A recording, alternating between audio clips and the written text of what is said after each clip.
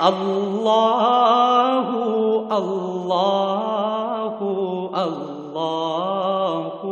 اللہ اللہ اللہ اللہ اللہ۔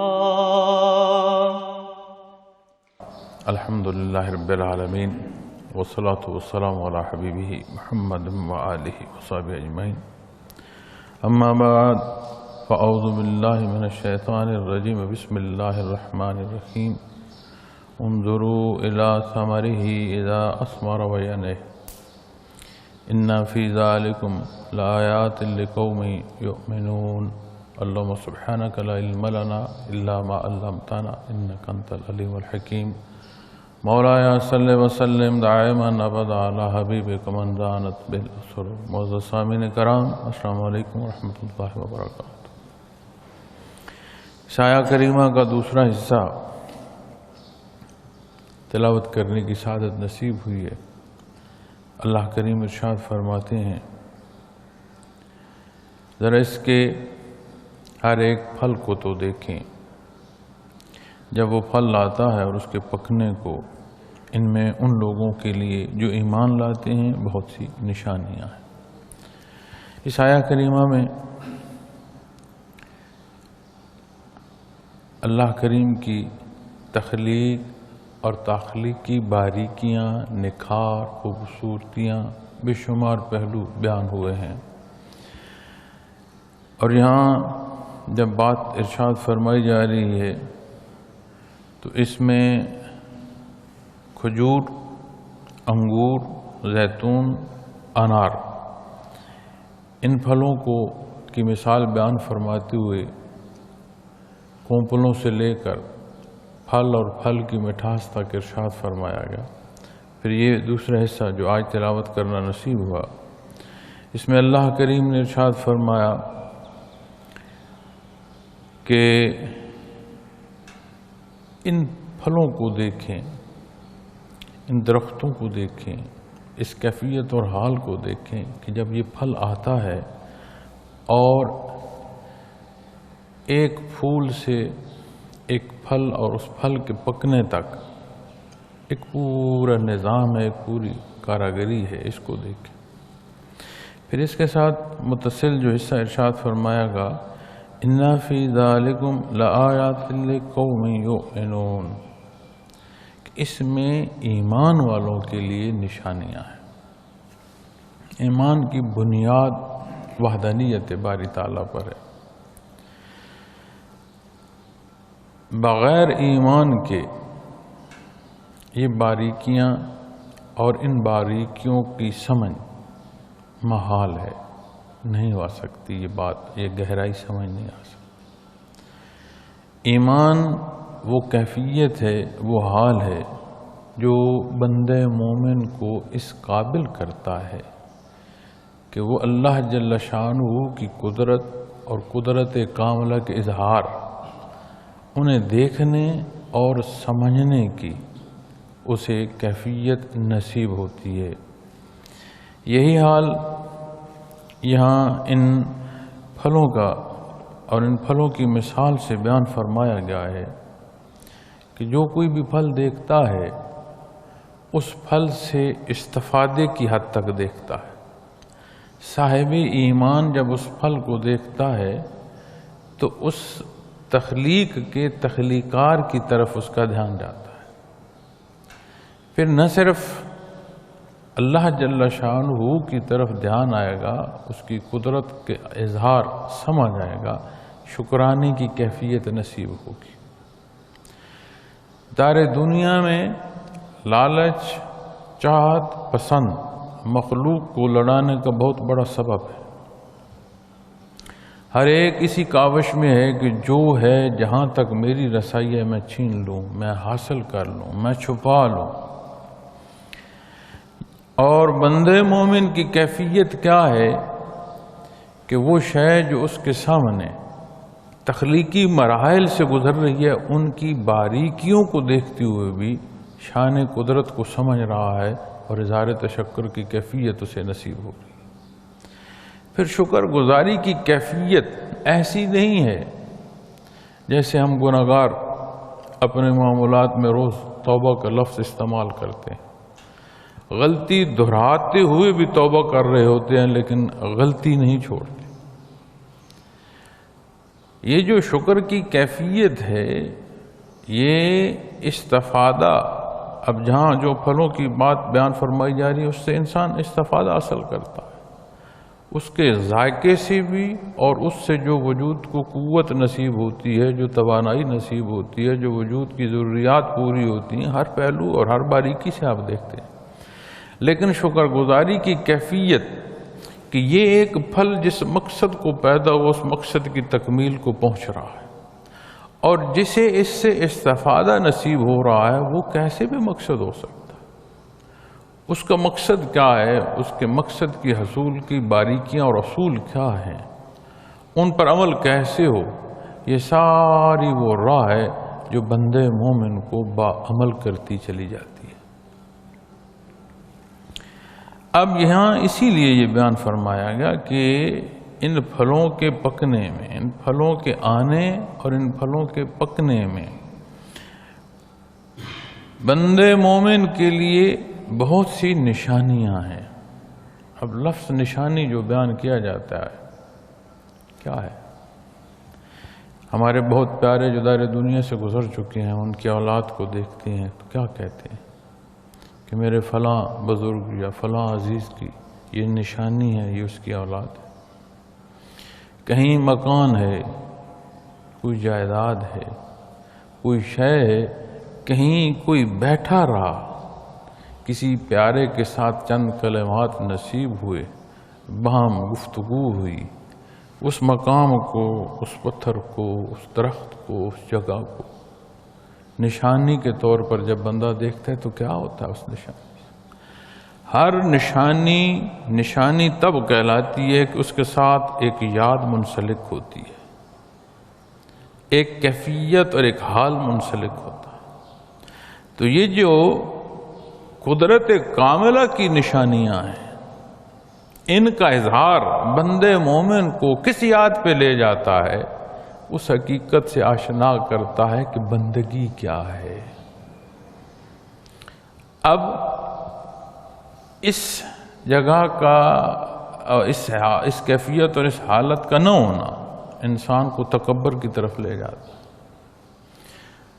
ہر انسان جیسا خود کو سمجھتا ہے اس جیسا وہ کسی کو نہیں سمجھتا، اور دین اسلام جو ہے انسان کو اپنی کمائیگی کا احساس دلاتا ہے، مخلوق میں نہیں خالق میں۔ یہ سبق اسلام دیتا ہے کہ جو کچھ ہے وہ ذات خالق کی ہے، مخلوق سے اپنی مرادیں یا اپنی ضروریات منسلک کرنے کی ضرورت نہیں۔ دنیا عالم اسباب ہے، اس کا سبق تک رہنا درست بھی ہے اور اسلام کے مطابق بھی ہے۔ سبب کو کل جان لینا یہ درست نہیں ہے، یہ تجاوز ہے۔ جب بات نتائج کی یا کلی طور پر آئے گی تو پھر بات اللہ جل شانہ کی ذات تک جائے گی۔ جب بات اللہ کی ذات کی آئے گی تو ہے صرف وہ، باقی تو کسی کی کوئی حیثیت نہیں۔ جو کچھ ہے اس کے پیدا کرنے سے ہے کسی شے کا، مخلوق جو ہے اس کی ذاتی حیثیت نہیں ہے، اس کے پیدا کرنے سے اس کی پیدائش ہے، اس کے کسی شے کے نہ ہونے سے اس شے کے ہونا یہ اس کی عطا ہے، اس شے کا کمال نہیں ہے، چونکہ ذات ایک ہے جو اللہ کی ہے، باقی جو کچھ ہے وہ سب مخلوق ہے۔ تو ذات باری تعالیٰ نے جس کو جس شکل و صورت، جس حیثیت، جس نام، جب جہاں تک پیدا فرمایا ہے وہ اپنے اس وقت کے مطابق چل رہا۔ پھر اس پیدائش میں ایسا نہیں ہے کہ کسی وجود کا ہونا اس کو وہ طاقت تفویض کر رہا ہے کہ پھر ہر شے کی قوت اسی میں ہے یا کلی حیثیت اسی کی نہیں۔ وقت مقرر ہے ہر شے کا، عالم خلق کی تو ہر شے کو فنا ہے، تو قرآن کریم شہادت دیتا ہے۔ پھر ہر شے کی جو فنا ہے اس سے مراد سمجھ آگے کہ ایک متعین وقت ہے، پھر اس متعین وقت تک بھی کوئی تخلیق ذاتی قوت سے اپنا وجود قائم نہیں رکھ سکتی تاکہ اسے رحمت باری تعالیٰ مسلسل نصیب نہ ہو۔ یعنی اللہ کریم چاہیں گے تو وہ اس کا وجود جب تک اس اللہ کو منظور رہے گا، وگرنہ وہ خود ذاتی وجود قائم نہیں رکھ سکتا۔ جس کو اپنے ہونے اور نہ ہونے کوئی اختیار نہیں ہے، وہ کسی کی کیا مدد کر سکتا ہے؟ تو مخلوق سے اپنی ضروریات منسوب کرنا کتنی بڑی خطا ہے۔ شان ربوبیت یہ وہ صفت ہے جو اللہ جل شانہ کی ہے، ہر شے کا پالن ہار ہے، رب العالمین ہے۔ اب یہ باریکیاں اور ان باریکیوں کی ایک لذت، ایک کیفیت سوائے ایمان کے حاصل نہیں ہو سکتی۔ اور شکرانہ ایسا نہیں ہوتا کہ بے عملی ہو، ایسا نہیں ہوتا کہ حکم سے تجاوز ہو۔ یہ دنیا کی تقسیم ہے۔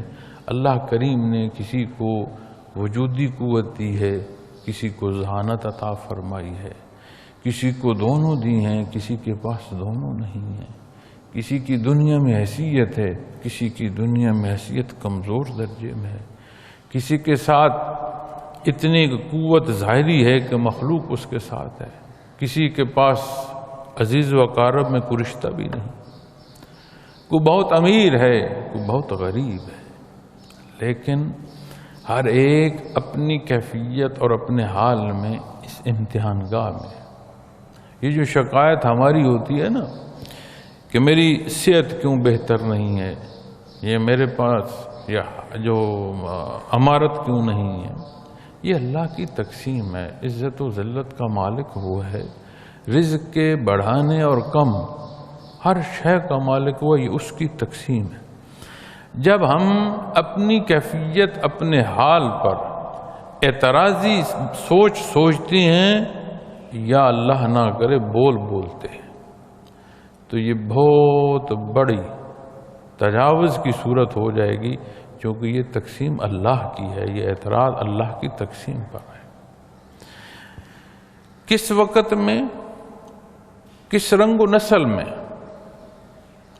کس صحت کے ساتھ کون پیدا ہوا، یہ کسی کا اختیار نہیں ہے سوائے اللہ کے۔ جس کو جہاں پیدا فرمایا، جس حیثیت میں اسے پیدا فرمایا، جو حیثیت، طاقت، ذہانت، حالات عطا فرمائے، اس کی تقسیم۔ اب ہر حال میں جو بندگی کی کیفیت ہے، جو بندگی کا تقاضا ہے کہ یہ بندہ کیسے رہا۔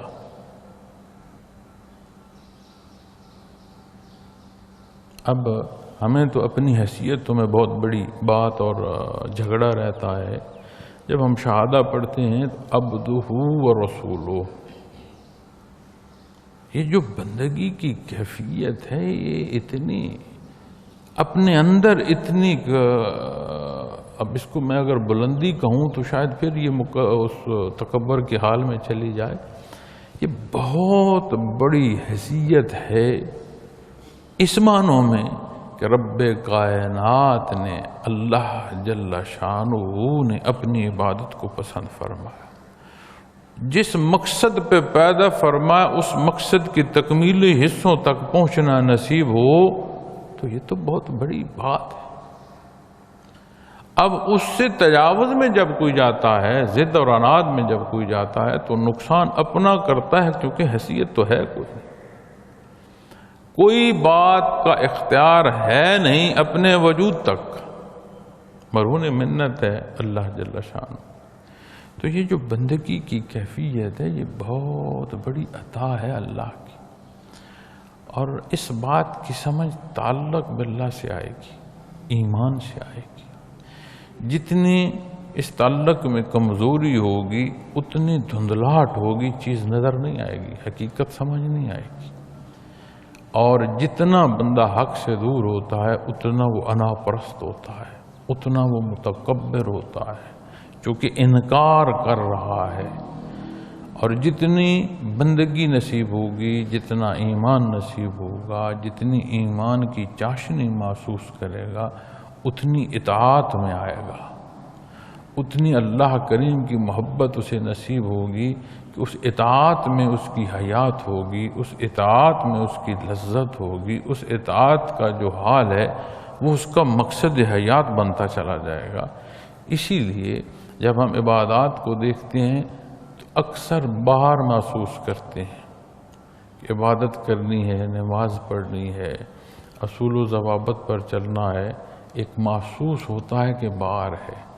لیکن جب یہی اللہ کے قرب کی سیڑھی محسوس ہونا شروع ہو جائے، اللہ کریم سے ایک محبت اور شدید محبت نصیب ہو جائے تو یہ عبادات پیاری لگتی ہیں، ادائیگی کے لیے وجودی قوت صرف ہوتی ہے، مجاہدہ ہوتا ہے، لیکن اس مجاہدے میں وہ تڑپ جو اپنے اللہ کے قرب کی ہے وہ اتنی ہوتی ہے کہ یہ اس کی خوبصورتی کا احساس ہوتا ہے، احساس ہوتا ہے کہ اللہ نے یہ ذرائع عطا فرمائے ہیں اس کے قرب کے، یہ وہ در ہیں، یہ وہ دریچے دروازے ہیں جہاں سے یہ کیفیت اور اس حال کو میں پہنچ سکتا ہوں۔ تو پھر عبادات جو ہے وہ بار محسوس نہیں ہوتی، عبادت کا کرنا اپنی جگہ، اس کے نصیب ہونے کے شکرانہ جو ہے بندہ اس باریکی تک چلا جاتا ہے۔ اس سارے کا انحصار ایمان پر ہے، چونکہ قرآن کریم بھی یہ ارشاد فرما رہا ہے کہ اِنَّ فِي ذَلِكُمْ لَآيَاتٍ لِقَوْمٍ يُؤْمِنُونَ، یہ بے شمار نشانیاں ہیں اس تخلیق میں، بے شمار اللہ کریم نے اظہار فرمایا اپنی قدرت کا، وحدانیت کا۔ کوئی ہے جو ایسی باریکیاں، ایسی کاراگریاں پیدا کر سکے؟ ایک مچھر کا پر ٹوٹ جائے، سارے جہان کی سائنس لگا دو، سارے جہان کا شعور استعمال کر دو، اس جیسا مچھر کا پر نہیں بنا سکے۔ اس پر کے ساتھ دوسرا پر جو ٹوٹ گیا ہے جوڑا نہیں جا سکتا جو اس کا اصلی ہے۔ قرآن کریم فرماتا ہے کہ بڑے بڑے بول بولتے ہیں، اپنی ذات کو دیکھتے ہیں، اپنی ذات پر بات کرتے ہیں، ایک مکھی کوئی چیز لے جائے اس سے واپس نہیں لا سکتے۔ تو پھر اپنی حیثیت کی سمجھ آتی ہے۔ پھر اللہ کریم ارشاد فرمایا مزید اگلی آیہ کریمہ میں وَجَعَلُوا لِلَّهِ شُرَكَاءَ الْجِنَّ وَخَلَقَهُمْ وَخَرَقُوا لَهُ بَنِينَ وَبَنَاتٍ بِغَيْرِ عِلْمٍ سبحانہ وتعالی عما یصفون۔ اب مزید جو لوگ زیادتیاں کرتے ہیں، پہلا حصہ جو ہے وہ تو ارشاد فرمایا، اپنی قدرت کا اظہار فرمایا، وہ باریکیاں ارشاد فرمائیں جو پھلوں کی صورت میں، جو ان کے رنگ کی صورت میں، جو ان کی شکل کی صورت میں، جو ان کے ذائقے کی صورت میں، جو ان کی خوشبو کی صورت میں، کیا بکھیر دی ہے ایک کاراگری رب کائنات نے۔ پھر نہ اگلا حصہ جو آ رہا ہے یہ حصہ تو سمجھ آئے گا ایمان سے۔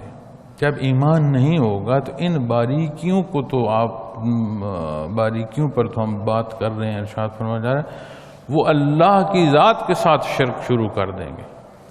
وَجَعَلُوا لِلَّهِ شُرَكَاءَ الْجِنَّ، اور ان لوگوں نے جنوں کو اللہ کا شریک قرار دے رکھا ہے۔ اب ایسے لوگ بھی ہیں کہ وہ جنوں کے وجود کا انکار کرتے ہیں۔ میں نے یہ سوال کئی لوگوں سے سنا کہ جی کیا جن ہوتے ہیں؟ اس سے بندہ پوچھے، اللہ کریم نے جنات کا ارشاد فرمایا، محمد الرسول اللہ صلی اللہ علیہ وسلم نے ارشاد فرمایا، کلام ذاتی میں ذکر ہے، مکلف مخلوق میں نبی کریم صلی اللہ علیہ وسلم نے ان کا بیان فرمایا۔ ضرورت ہے کہ پھر کسی مولوی صاحب کی تصدیق ہو؟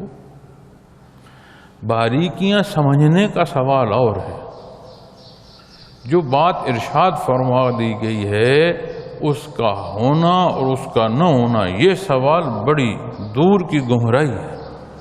اچھا، پھر دوسری صورت جو دیکھنے میں ملتی ہے وہ یہ ملتی ہے کہ جنات کا ماننا اس پہلو میں لے لیا گیا ہے کہ شاید ہر طرف انہی کی جو قدرت ہے اس کا اثر ہے۔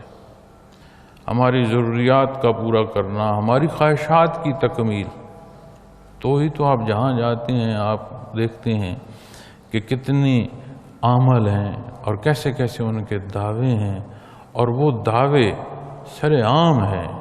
ہمارے جو پرنٹ میڈیا ہے اس پر آپ دیکھ لیں، ہمارے الیکٹرانک میڈیا پر دیکھ لیں، سوشل میڈیا پر دیکھ لیں، لوگوں کی زبان سے آپ واقعات اور قصے سن کر دیکھ لیں، پھر لگتا ہے کہ ہر شے جو ہے وہ جنات کے ہی اختیار میں ہے، وہی دولت کا سبب ہوں گے، وہی قوت اور طاقت کا سبب ہوں گے، اور یہی عملیات کے ذریعے ہمیں حکمران تک لے جائیں گے۔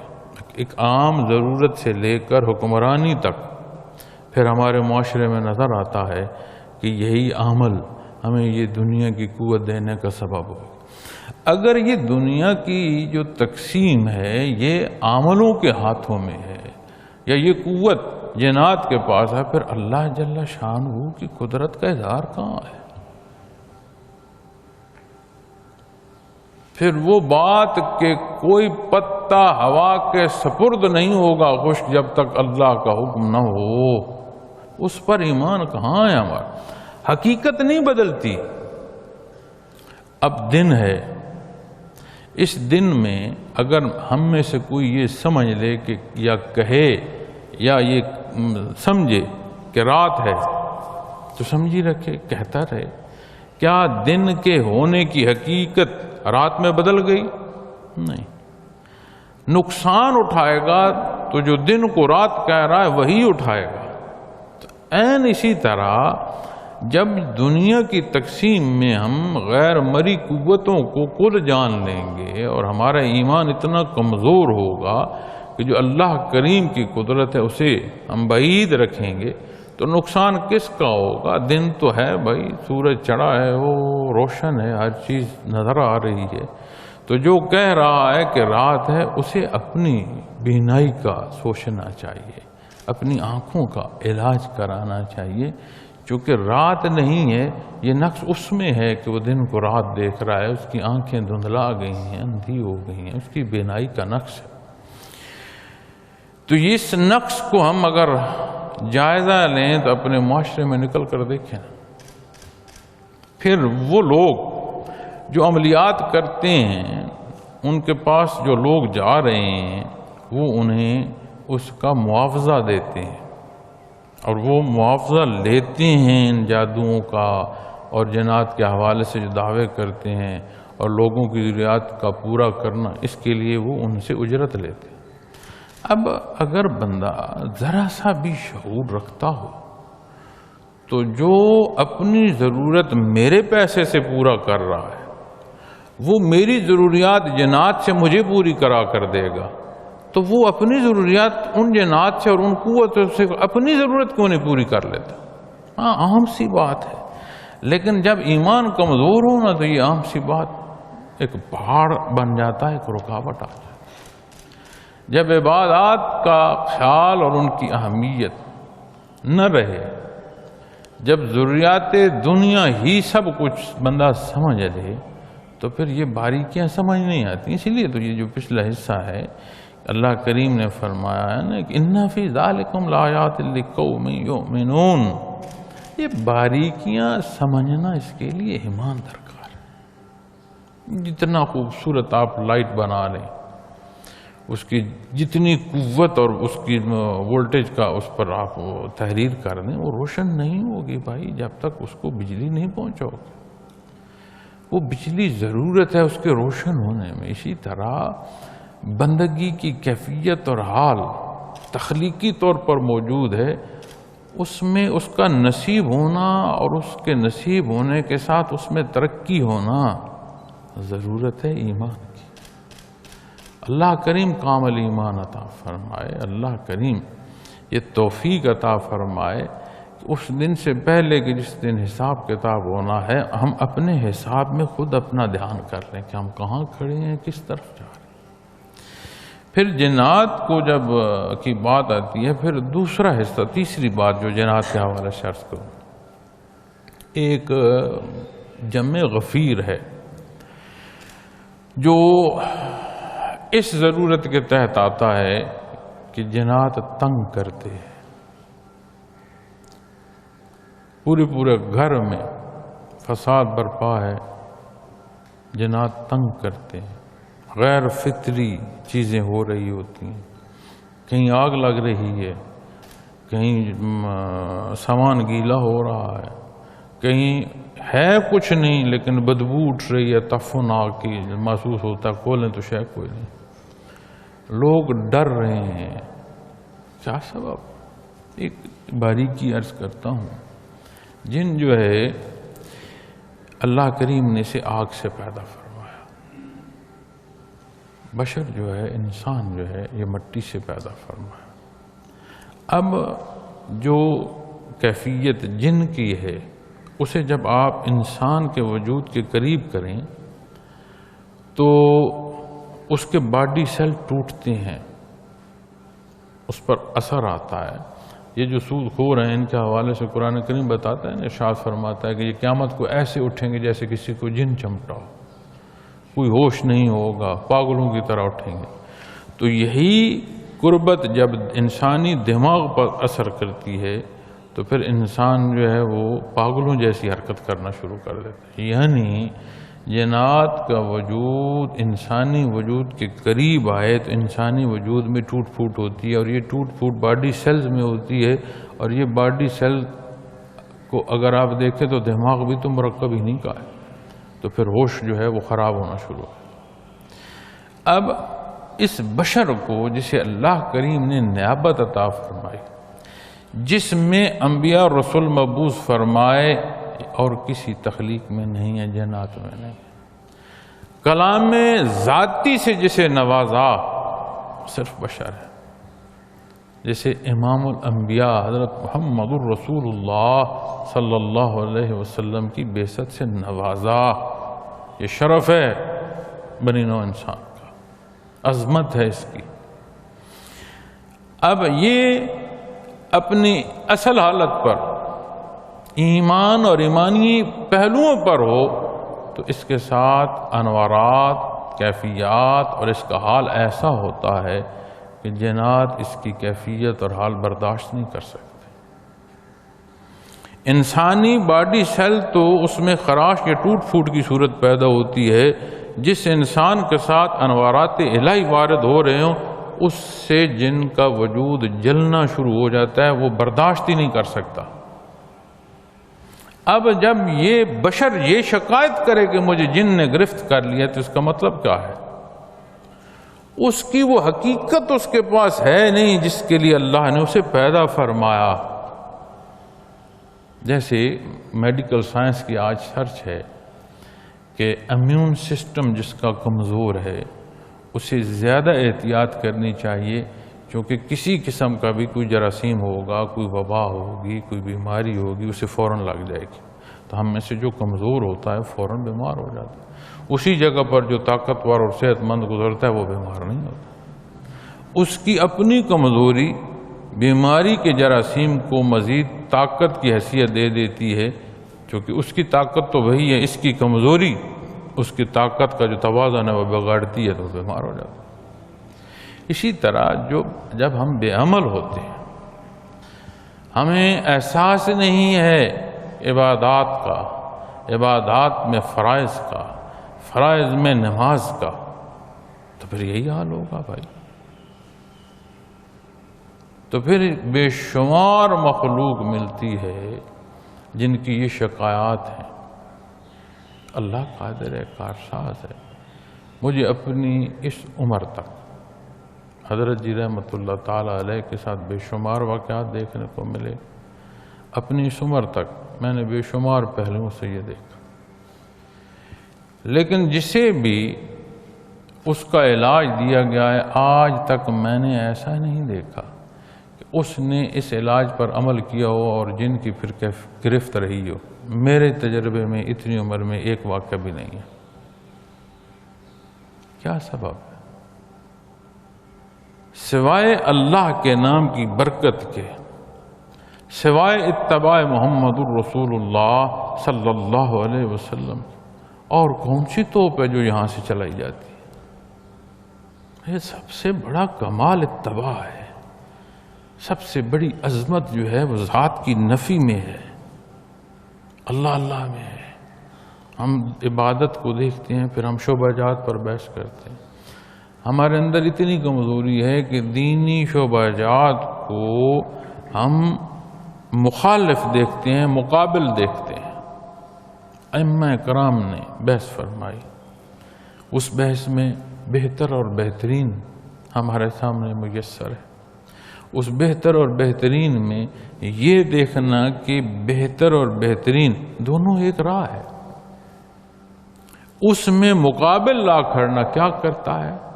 معاشرے میں جیسے آج فساد ہے، یہ سبب ہے اس کا۔ اسی طرح جب ہم عبادات اختیار کرتے ہیں تو مزید نیکی، ورع، تقوی باطنی طور پر بھی اور ظاہری طور پر بھی نصیب ہوتا ہے۔ تو پھر کیا مجال ہے کہ جنات قابو کریں؟ باوضو رہنے والا بندے مومن، اس پر گرفت نہیں ہو سکتی جادو کی۔ اور کتنا بحث سنتے ہیں، یہاں تک کہہ دیا جاتا ہے جی جادو تو حق ہے۔ یہاں اندھیرا حق نہیں ہے، حق روشنی ہے۔ روشنی نہ ہو تو اندھیرا ہوتا ہے، اندھیرے کا اپنا وجود کوئی نہیں ہوتا۔ اب یہ ناسمجھی کیوں ہے؟ دین سے دوری ہے، ضروریات دین کا نہ جاننا ہے۔ دینی شعبے میں اتنی عناد ہے، ایک دوسرے کی حیثیت سمجھی جاتی ہے، پھر اس پر تقابلی اور الفاظ اور مقابلے اور پتہ نہیں کیا کیا صورتیں ہمیں ملتی ہیں، ہم دیکھتے ہیں روز اپنے معاشرے میں۔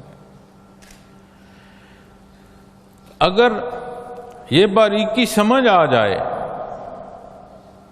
یہ حقیقت سمجھ آ جائے، جہان فانی اور اس کی گزرتی یہ جو ساتیں ہیں، ان کی حقیقت سمجھ آ جائے تو بندہ شاید کسی اور سے کلام کے قابل نہ رہے، اس کی ساری توجہ اپنے اعمال میں آ جائے، اپنے کردار کو دیکھتا رہے، اپنی ایک ایک سانس کے مثبت استعمال میں وہ ساری توانائیاں صرف کر دے۔ پھر جب بندہ جوں دور ہوتا ہے تو اللہ جل شانہ کے ساتھ شریک بناتا ہے، اور اس کی باریکیوں میں حضرت رحمۃ اللہ تعالیٰ یہاں تک فرمایا کرتے تھے، وہ فرمایا کرتے تھے کہ بحیثیت مسلمان بھی جب مخلوق سے ضروریات منسوب کر دی جاتی ہیں تو یہ ایک شرک کی باریکی ہے۔ سبب اور بات ہے، منسوب کر دینا مخلوق سے اور بات ہے۔ کتنا ہی ہوتا ہے، اپنی زندگی میں دیکھیں، اپنے معمولات میں دیکھیں، اپنی ملازمت کاروباری حیات میں دیکھیں، ان باریکیوں کو دیکھیں، اللہ معاف فرمائے بے شمار جگہ یہ نظر آئیں گی۔ تو اگر ہم اپنی یہ کمزوریاں انہیں ڈھونڈنا، انہیں دور کرنا شروع کر دیں تو دوسروں پر اعتراض کا تو وقت نہیں ملے۔ اور یہ اللہ جل شانہ کے ساتھ شریک کراتے ہیں جنوں کو۔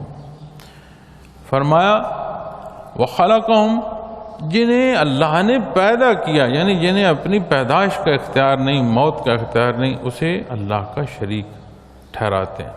قدیم عرب میں ایک رواج یہ بھی تھا کہ جب یہ سفر پر جاتے تھے تو جہاں قیام کرتے تھے اس وادی میں بلند آواز سے اپنی اس قافلے کی حفاظت جو ہے، اس جگہ کا جو جن ہے یا بڑا طاقتور جو جن ہے، اپنی طرف سے آواز دے کر اس کے حوالے کرتے تھے کہ ہم تیری پناہ میں آئے۔ یہ ایک قدیم عرب میں یہ بھی ایک تھا، رواج تھا، ایک عادت تھی کہ سفر پر جب جاتے تو جس جگہ قیام کرتے وہاں وہ شام میں اپنے آپ کو اس ایریے کے یا اس جگہ کے جو جنات ہیں اس کا جو بڑا ہے اس کی پناہ میں دیتے تھے۔ اسی طرح پھر دوسرا پہلو جو ہے لہو بنین و بنات، کہ اللہ جل شانہ کی بیٹیاں اور بیٹے، یہ کہتے ہیں فرشتوں کو اللہ کی بیٹیاں کہتے ہیں۔ تو اللہ کریم قرآن کریم میں یہ بھی بیان فرماتے ہیں کہ اپنے لیے تو بیٹے پسند کرتے ہو تو میرے لیے بیٹیاں کہتے ہو۔ وہ پاک ہے اس ہر شے سے، سبحانہ، اللہ جل شانہ ان تمام چیزوں سے پاک ہیں، واحد ہیں، لا شریک ہے، اس جیسا کوئی نہیں، وہ واحد خالق ہے۔ باقی جو کچھ ہے مخلوق ہے، اور جسے اپنی پیدائش اور موت پر اختیار نہیں، اس کی خصوصیات کیسے ملا رہے ہو اللہ سے؟ اب کسی بھی انسان کی اولاد کو دیکھیں تو وہ اپنے والد کی خصوصیات لے کر آتا ہے، بہن ہی نہ ہو تو انسانی خصوصیات تو ہیں نا جی، اسے بھی سردی گرمی لگ رہی ہے، اسے بھی بھوک لگ رہی ہے، اسے بھی پیاس لگ رہی ہے، اسے بھی نیند آ رہی ہے، اسے بھی طاقت اور نحیفی کے انداز محسوس ہو رہے ہیں، ہر طرح کے پہلو اس کے ساتھ ہیں، یعنی وہ خصوصیات انسانی اس کے اندر ہیں۔ اسی طرح آپ جانوروں میں دیکھ لیں، اونٹ کی جو ہے بچہ، اس کی خصوصیات دیکھ لیں، اونٹ کی ہوں گی، گھوڑے کی جو ہے بچہ اس کی خصوصیات وہ ہوں گی، بیل کی وہی خصوصیات آئیں گی، بھینس کی وہی خصوصیات۔ تو جب اللہ جل شانہ کی اولاد کی بات کرتے ہیں تو پھر اس سے مراد ہے کہ وہ خصوصیات پھر اس مخلوق میں بھی آئیں۔ تو کیسی مخلوق میں وہ خصوصیات آئیں کہ پیدا بھی ہو رہے ہیں اور مر بھی رہے ہیں؟ پھر بتوں میں جنہیں اپنے ہاتھ سے گھڑتے ہو، وجود نہیں تھا، اپنے ہاتھ سے گھڑا، پھر وہ چوٹ لگے، گرے، توڑو، ٹوٹ جاتا۔ تو وہ جس کا وجود قائم ہے، ہمیشگی ہے، نہ ابتدا نہ انتہا۔ ابتدا اور انتہا کے الفاظ مخلوق کے لیے ہیں، خالق کے لیے نہیں ہیں۔ اس کی ذات کے ساتھ تو ہمیشگی آئے گی ہر پہلو سے۔ تو پھر اس کے بیٹے اور بیٹیاں بغیر علم، کیا جانتے ہو؟ کون سی سند ہے؟ کیسے سمجھا؟ کیسے دیکھا؟ کیسے پالا؟ کہاں سے جانا؟ کون سا ثبوت ہے اس کا؟ تو جس طرف اشارہ کرو اس کی ابتدا بھی ہے، اس کی انتہا بھی ہے۔ اس ابتدا اور انتہا میں اختیار نہیں ہے، یہ اختیار اللہ جل شانہ، تو کیسے اس کے ساتھ ان کو رشتے دیتے ہو کہ جی یہ اس کی اولاد؟ اسی طرح مشرکین نے، کفار نے، عیسائی، یہودی، سارے اللہ جل شانہ کے ساتھ اولاد کے حوالے سے بات کرتے۔ اللہ کی اولاد میں انسانی ضروریات، انسانی تقاضے، یہ ساتھ منسلک تو صفات تو وہ نہیں چاہیے۔ تو اپنی بات کا رد اپنے روبرو موجود ہے، لیکن بے ایمانی جو ہے وہ اندھا کر دیتی ہے، بینائی نہیں رہتی۔ اسی لیے قرآن کریم اندھا بیان کرتا ہے۔ جنہوں نے نبی کریم صلی اللہ علیہ وسلم کی دعوت کو نہیں مانا، انہیں قرآن کریم اندھا بیان فرماتا ہے۔ ساری جہان کی چڑیا کی چڑچڑاہٹ سے لے کر، اس کی باریک آوازوں سے لے کر، بلند اور شور و غوغا اور ہر طرح کی سماعت کے سننے تک، اس کے باوجود قرآن کریم انہیں بہرا ارشاد فرماتا ہے، گنگا ارشاد فرماتا ہے جو حق نہیں بولتا۔ یہ کیسی سماعت ہے جو پرندوں کی چہچہاہٹ تو سن رہی ہے، ارشادات محمد رسول اللہ صلی اللہ علیہ وسلم نہیں سن رہے؟ یہ سماعت ہے ہی نہیں، یہ بہرا پن ہے۔ تو ایمان وہ اللہ کی عطا ہے، کرم ہے، جو اس انسان کو ہوش میں لاتا ہے، اس قابل کرتا ہے کہ یہ بندگی کے پہلوؤں سے نہ صرف آشنا ہو، اس پر عمل شروع ہو جاتا ہے۔ ہم گناہگار لوگ ہیں، اللہ کریم ہمارے حال پر رحم فرمائے۔ دیکھتے ہیں تو کبھی معاشرے میں وبائی مرض کا اور اس کے مسائل ہیں، اب یہی اگر آپ غور کریں تو جب سے یہ احتیاطی تدابیر آئی ہیں ہم نے کوشش کی ہے کہ بیان تھوڑا ہو، لوگوں کو نہیں جمع ہونے دیتے، احتیاطی تدابیر رکھتے ہیں۔ اس لیے ایک وبا ہے، ایک بیماری ہے، ایک مسئلہ ہے، یہ بیچ میں ہے۔ پھر بے شمار خبریں جو آ رہی ہیں وہ فصلوں کے حوالے سے، ٹڈی دل کے حوالے سے آ رہی ہیں۔ پھر موسم کو دیکھیں، گرمی، شدید گرمی کا موسم ہے، اور کسی وقت شدید گرمی ہوتی ہے، پھر اسی دن کی شام جو ہے وہ سردی محسوس ہونا شروع ہو جاتی ہے۔ اب ہر موسم، ہر جنس کے لیے اس کا اپنا موسم، اس کی حدت، اس کی سردی، اس کی گرمی، اس کے مطابق افزائش ہوتی ہے۔ ایسے لگتا ہے جیسے ایک نظام قدرت میں یہ تبدیلی کیا ہے؟ ہمارے اعمال ہیں، اثرات ہیں ہمارے اعمال کے۔ تو کبھی ہم نے سوچا کہ جو کچھ ہو رہا ہے اس کے تدارک میں زور بازو تو آزما رہے ہیں، کیا اللہ کے حضور ہم نے توبہ کی، گڑ گڑائے؟ تو جیسے ہر حیثیت میں ہر ایک کا اپنا امتحان ہے، ہر کیفیت اور حال میں بھی ہر ایک کا اپنا امتحان ہے۔ تو اللہ کریم یہ باریکیاں سمجھنے کی توفیق عطا فرمائے، ہماری غلطیاں اور گناہ محفوظ فرمائے، ہمارے ملک کی حفاظت فرمائے، امت محمدی صلی اللہ علیہ وسلم پر اپنا رحم فرمائے، ہمیں آپس کا اتفاق عطا فرمائے، اور جتنی بند آنکھیں لے کر ہم بیٹھے ہیں، اللہ انہیں کھولنے کی اور ہوش کی صورت عطا فرمائے۔ وآخر دعوانا الحمدللہ رب العالمین۔ اللہ اللہ اللہ اللہ اللہ اللہ